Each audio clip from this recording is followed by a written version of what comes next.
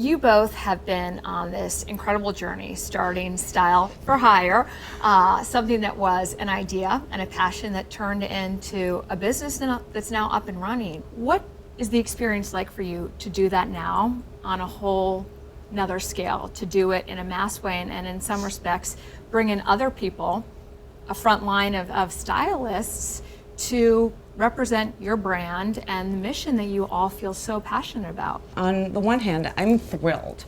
The idea that this company can actually expand, what Not to Wear has done as a television show, that you can have that experience without having to be nominated or be on the show, I think is wonderful. I think that it is available to all, that it is, something that we want to be affordable, that we're not out to spend your money, we're actually out to help you strategize. All of that is so strongly ingrained in my belief system about style and how you become confident about style.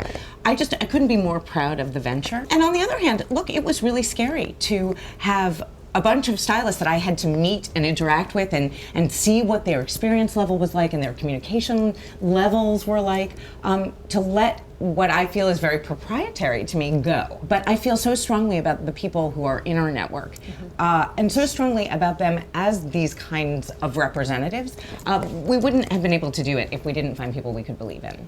You all have described your business relationship or partnership almost like a marriage. What did you learn about each other, and what did each of you bring to the table? I think we have discovered that we have a very complementary set of skills. I would call Stacy the fire, and I'm a little bit more like the wind.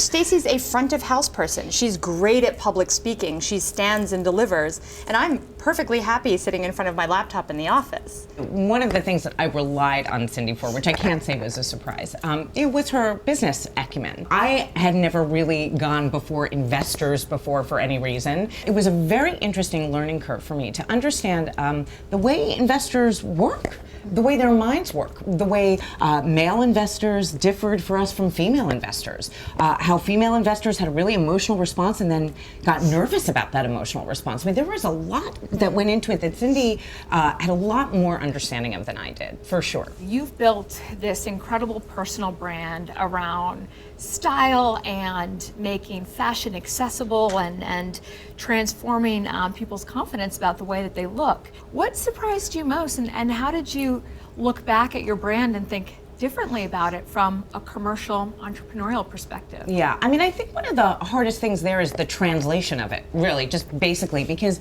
the philosophy that I have about style is that it should be for all. Everybody should have access to it in the right way. And this company really is sort of the living representation of the philosophy. Why was it at this point in your life and your careers, why now versus 5-10 years ago? What's that moment that happened aside from the great idea? The way the business got started is that I was going through one of these big life transitions. I had just had a couple of kids, and I was trying to get back out of it and go to work. And my wardrobe was now 5 years old. I didn't fit into any of it. And Stacy came to my house and took me shopping, and we kind of looked at each other and said, this service should be available to everybody, and particularly everybody going through these transitions. What about you, Stacy? Why at this point in time did you decide to develop this entrepreneurial streak? I saw how great the need is outside of what we're able to do on the show. And frankly, a television show is a television show. It's limited. You only do so many episodes, you only do so many seasons, there are only so many people you can reach. But the idea that we could have a company that would extend and expand this philosophy so that it's available to everybody, that was just too good to pass up. When I get messages on Facebook or Twitter, they're always about, I've been watching your show, I learned the rules, I feel so much better when I get dressed. Just to hear that people's feelings, not only about style and not being so intimidated by it, but about themselves have changed because of a makeover show, that's worth basing a company on.